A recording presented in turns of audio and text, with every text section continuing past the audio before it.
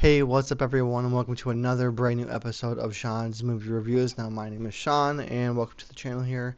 Now, in today's review for a movie that you can probably just see in the title for everything like that, this is going to be for the movie that was recently released on, looks like it was released on, let me find the release date here, August 8th. So this movie has been out for about a month and a half now, a little over a month. This is for the new movie, or recent release movie called Weapons. Now, this movie is going to be, it's directed by Zach Cregger. I hope I'm pronouncing that movie right. Now he's done some other movies as well, as far as in the horror genre, as well. And so I'm excited for that part of it, just because I think he's a great director overall. He does some really weird things. So his previous movie that I did see of his, he's done a few of them, but his previous movie was called Barbarian, which came out in 2022. And that movie, I'll do a review for it separately, but that movie really messed me up mentally for a few days after I watched it, because I had to take breaks from watching it because it was so intense. And this movie Weapons, the trailer that I saw for it first, I was pretty much in for it as soon as I saw that Josh Brolin was in for it, just in general. So the main cast, if you're unaware of it, is Julia Garner, Amy Madigan, Josh Brolin, of course, Benedict Wong, June Diane Raphael is in it for a scene or two, and then Austin Abrams is also one of the other primary kind of, he has his own storyline, so to speak. So those are the primary ones. There's another one that I missed here, which is Alden Ehrenreich. I can't pronounce his name very well, so my apologies there. But so that's the main cast. And again, directed by Zach Cregger, and it was released on August 8th of this year, 2025. Now, again, like I said before, this movie, Weapons, is it's an interesting one because the trailers, again, this was kind of like how I feel I would give it, as it's rated R for one thing, so or at least I feel like rated R horror movies, if you want to call them that, or thriller movies, are, or at least I have a certain expectation going into R-rated movies, where I feel like when I know it's R, I expect a little bit more heaviness, or maybe a little bit more blood, more gore, more language, more violence. I just kind of expect that from an R-rated movie, because these days, especially with social media being, again, a primary source of promotion for films, I feel like a lot of movies that are horror movies, at least for the genre or thriller, whatever you want to call it all, I feel like even PG-13 can be a little bit more on the intense side, if you want to put it that way. Meaning, like, they can have, I believe they can say like the F word one time in a PG-13 movie, and that's it. Otherwise, if you do it twice, it goes to rating for an R, I think, is the policy for ratings, at least in the U.S. I don't know about other countries, but in the U.S. I think it's like that. Um, but when it comes to R-rated films for horror, it definitely, like, I go into it knowing that it'll be, either more swearing or more blood or more gore or just more violence or more of a much darker theming. Because I know some movies will get rated R just because it's a darker theme than what it necessarily could be, and that's kind of what I mean by like Barbarian, where it's like it was a very dark film. Like, it was definitely a horror movie, but it was much more darker than I expected it to be. But so that's kind of how I feel about, like, going into the, to set the expectation of what an R-rated movie really means these days in 2025, for one thing. Now, again, I saw the trailer for Weapons very early on. I think it was like 5 6 months out. It was like in the spring of 2025, because now we're in late summer after this movie came out. And I will say that whoever edited this film for the trailer itself should get awards, because I think there was 3 trailers total that came out before the actual film came out, and each trailer really just kind of expanded a little teeny bit more. Not even really storyline wise, but each trailer kind of give a little bit more detail. They weren't longer trailers, but they were just a little bit more detailed about the, maybe like a scene or two. Like, I feel like, and I feel like a lot of really good movies, trailer wise, will do that, where they'll have just a bit, maybe like the scene that's shown in the first trailer will be extended a little bit more in the second trailer, and that's all that they give out. And Weapons, for me, did a great job of this, where it didn't give out much in the first trailer. Like, it gave you the storyline, sort of. Like there was a narration in the trailer from the little girl. The voice, at least, was there, and that was also the same way that they treated the actual theater, the theatrical trailer for it too, which was cool because it wasn't different from the actual public one or from outside of theater.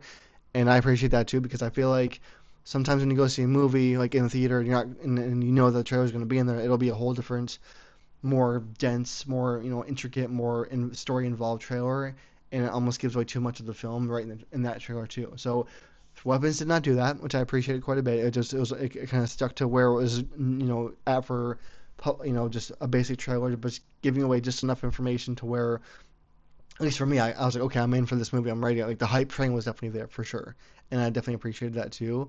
So that was like one of the best parts. Now, excuse me. One thing I will say that I did not like, not about the movie, but about the promotional aspect of it, is that a lot of higher social media influencers or just movie review type people, or like like places like Entertainment Weekly, or I know Collider's one of them with horror. Like there's a lot of those like online platforms that are on YouTube a lot. They're getting a lot more access to the actors nowadays, or the directors or the writers of the movies nowadays, a lot earlier than they used to. And I know when all the actors do their press tours or press junkets of like where they sit in a room for 3 days and they do like full and nothing but interviews for the whole time. I feel like they used to have to wait until after opening weekend or right on opening weekend came out to release those interviews, because a lot of those interviews are, the questions being asked are very story based about how the actor felt or how they dealt with a situation or a scene. And for whatever reason, Weapons was one of the films where it was released, at least a lot of them I saw were released earlier before the movie was even out. And I'm not a fan of that, because I watched them just to kind of gain knowledge about just certain aspects of it. So maybe it's my own fault, but like I watched a few of them of those interviews just to kind of like see how the actors felt about whatever. But they released a lot of those interviews very very like a week early for Weapons, and I feel like that almost maybe like hurt its release a little bit as far as like just how it kind of performed at the box office, because again I feel like that can sometimes kind of like detract from, if people don't like what they hear, then they may not want to go see the movie overall. So that's just my feelings on it.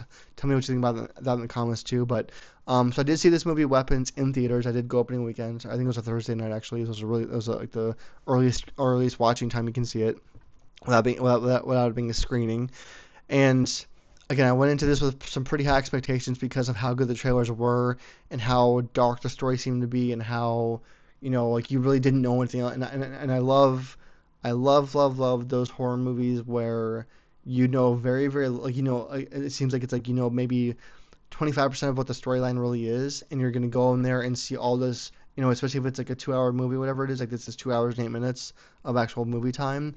So you're gonna be in for a treat, or at least you hope to be like that. And I like that a lot about movies, when it's like very little about it, very very minimal storyline, and you're just hoping that it lives up to whatever you are expecting to live up to, from having maybe two movie trailers and like 6 months of promotion for it. So I saw the movie, and then it did a weird thing where like I saw it and then I finished it and then I walked out of it and was kind of like not upset with it or in any way disappointed, but it did this thing where I feel like, and this has been happening to me a lot with horror movies lately, as far as 2025, mostly with like things I see in theaters for horror movies, where the build up in Weapons, as far as like the first probably like hour and 30 minutes I would say of Weapons, as far as story build up, was absolutely incredibly phenomenal.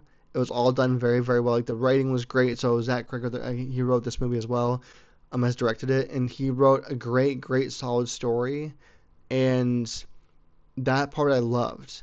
But then a weird thing has been happening lately where I feel like, at least for me, for seeing these movies, where this weird thing happened where as soon as it got to like the point where it's like, okay, it's coming to an end soon, like there's gonna be the finale soon, and you're kind of waiting for it to kind of, how do you put it, like click in, or like kind of kick in to be like into the final drive of where the movie finishes up, or where the real plot twist has to happen, or where you have certain expectations, so to speak, of how good it's already been in the last hour and a half in this case for this film, and then you want it to like kind of finish off and be fantastic and finish off strong. And for me, that didn't happen. It was a weird thing where like the ending was okay for this film, and I feel like the direction of it overall, as far as like how it was directed, was okay. It was good, but I was not in any way blown away by how it ended. And I'm not gonna like I don't want to really like disrupt anyone's feelings about it if they haven't seen the movie yet. But all I will say is that The build up was, again, the build up was great, and it did live up to the trailer expectations that I had. But again, my nowadays my constant biggest worry about how these movies are ending is that they are not ever going to live up to expectations that I wish that they were.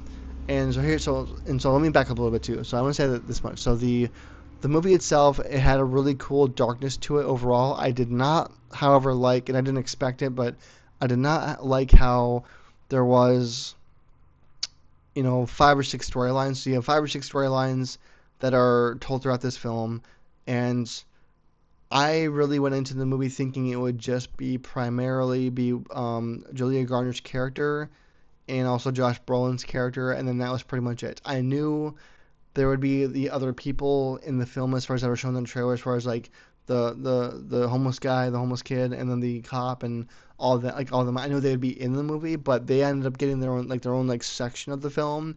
And basically in this movie, it kind of goes through how it goes like, and it shows all of their individual personal experiences of from when this event happens of these kids going missing until pretty much the very very end of the film of where they end up in the main story, like because there's like the main story of it which is happening, which is told pretty much from Julia Garner's perspective and Josh Brolin, because they are the main characters in the film.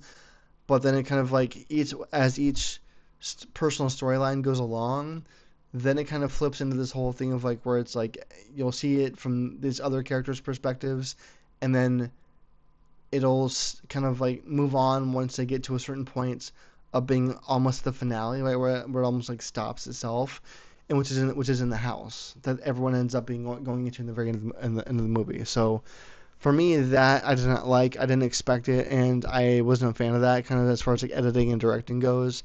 And I'm not really a fan of that style of story. Like it kind of reminded me of, I think it's the movie called Crash from back in the day, where you have like 4 or 5, 6 storylines going on where they all end up somehow revolving around each other, and then they all end up tying together. Because that's really how this was too. I mean, it was really, it just became kind of, I don't know, like for me it's just like, I'll put it this way, like once the kid, because there's a kid in the movie that's in the school, like he's the only kid that is still still not missing primarily in the movie, and it ends up becoming a thing where it's him, his parents, and then the aunt, so to speak, that comes into the film.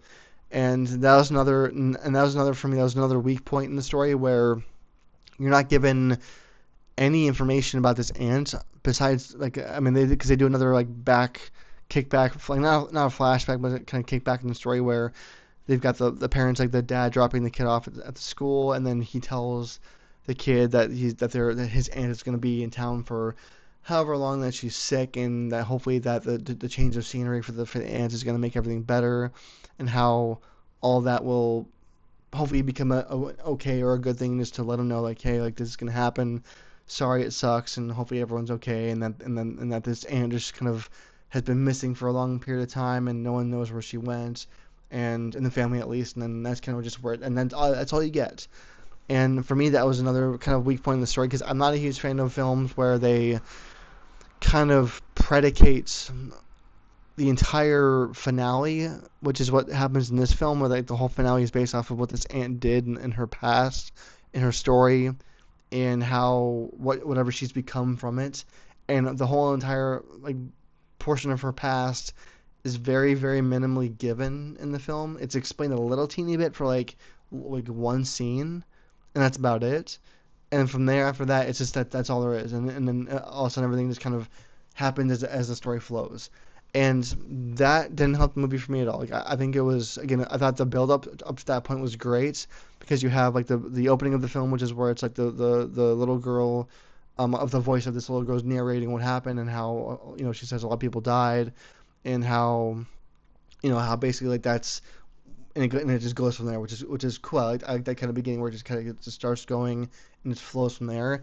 And then again you get Julia Garner's story, and then you get Josh Brolin's story, and each of them have their own individual weird points of of kind of like another minimally given story of background, which also doesn't help the movie either. I feel like, because they kind of explain how Julia Garner is she's a knew her teacher, and from her previous school that she taught at, she had some drinking issues and whatever happened, all this stuff. And then you have Josh Brolin's character where he's just like this, he's this dad who, he like when his son is missing from what happened in the movie itself, how he has like these dreams of weird things happening, and like he's like trying to go find his son, and he like wanders around the neighborhood, the dark and pitch black and all that stuff too. So all that's a little bit weird for me as far as like how it was done.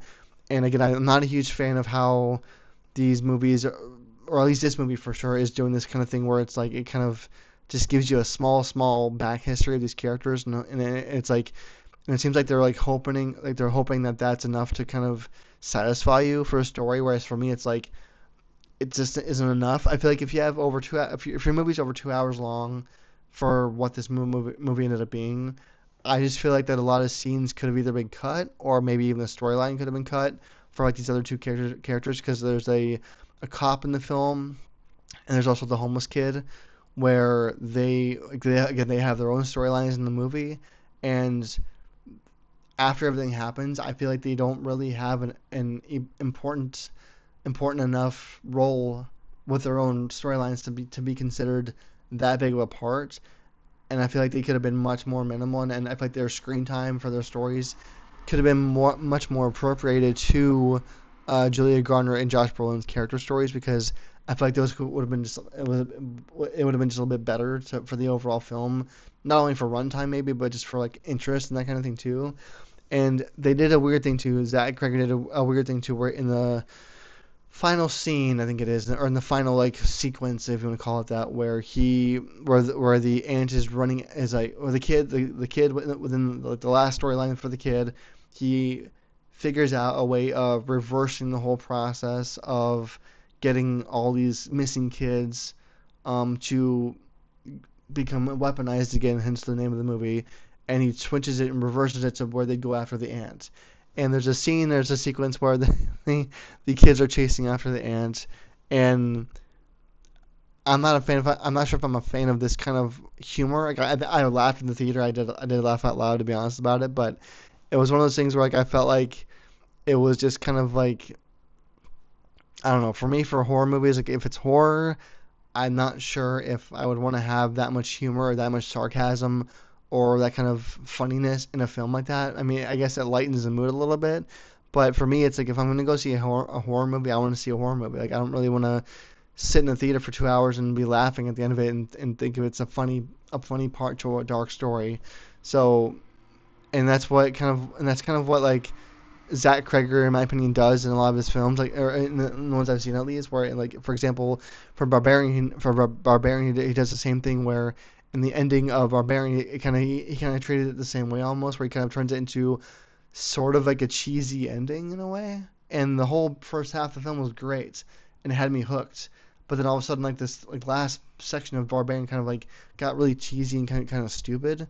Not a bad story, just kind of got like a stupid scene or a stupid sequence, and I was like, is that really necessary? So like the same thing can happen and again the same thing happens in Weapons, where I feel like that last scene, it was funny to have to see it, to watch it, but like again for me kind of ruined the whole entire story of what Weapons really was overall as a film. And I feel like if that whole thing kind of could have been removed, then it kind of could have kept it dark and could have kept it ominous like it was for the first like hour and a half, I think it would have been a better film. So as far as like the actual movie goes, as far as just like directing goes, I think he did a great job. Every actor in Weapons did a great job. I feel like Julia Garner did a great job as far as her own role goes, as far as just acting.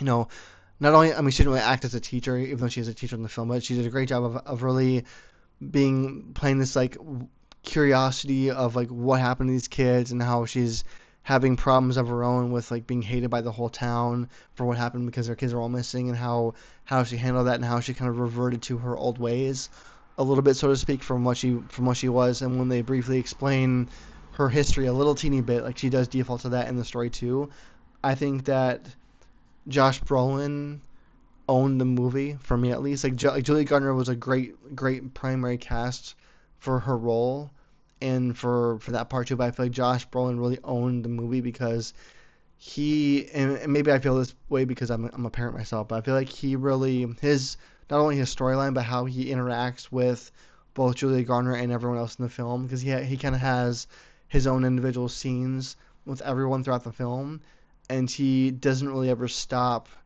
playing who he is, and it doesn't really change. Like, it just gets more and more intense. And I feel like there's a lot of, like, almost every scene with him in it, he owns the scene, like, for sure. And I feel like, and that's kind of the case with all of his movies that he's like the star of, where it's like as soon as he's in the scene, and he's, you want to watch him, you want to see what he does, you want to see how he reacts, how he portrays himself, how he does his lines. And although he's a very simple character in this film, because he's this frustrated, angry dad who's looking for answers and wants to know what's going on, and he's seemingly not gonna stop at all what he's doing, and getting more and more aggressive until he finds answers or finds his kid. And so I think as far as like that perspective of that storyline, like, he did a great job.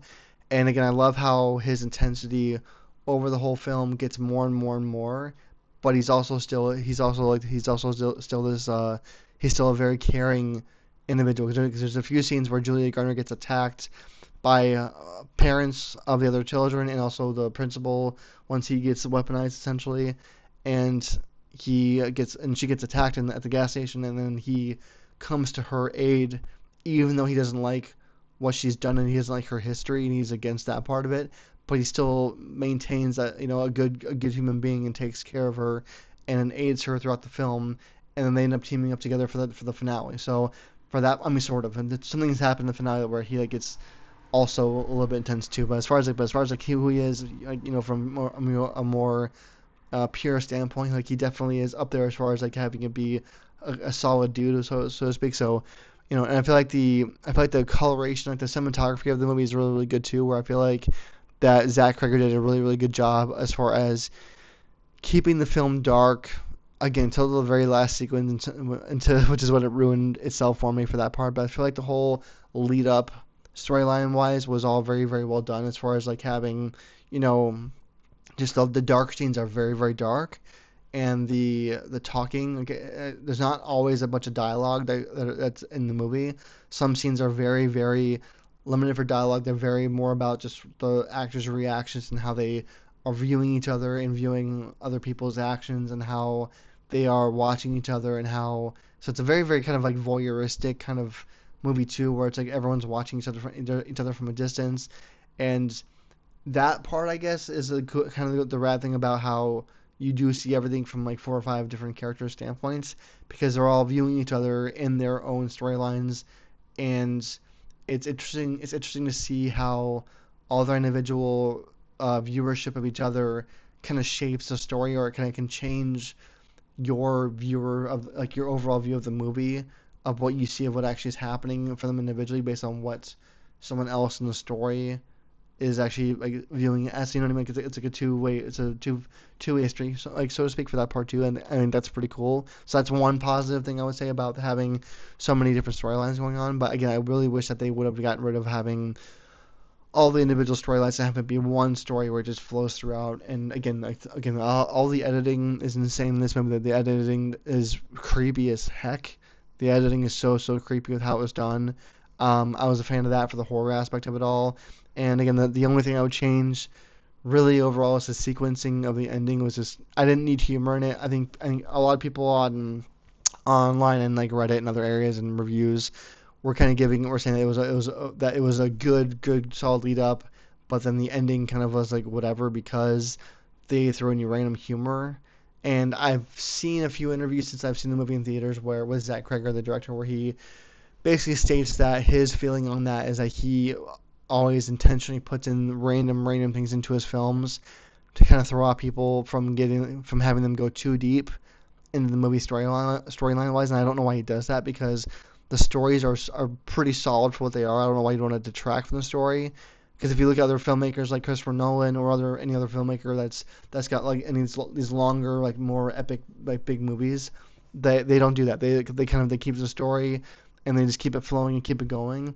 So I don't know why, as a director, you'd want to have your story being almost broken up, or just distracted by a random scene or whatever. You know what I mean? So that's kind of my thing. So overall, I think Weapons is a good solid movie. It is, again, not my favorite ending. I didn't walk out like so disappointed in the film, but I walked out kind of like feeling like I wish it was more than that. I wish it was more backstory for all the characters. I wish that some of the individual storylines were cut out or not involved as much as they were, because they weren't all necessary, honestly, in my opinion.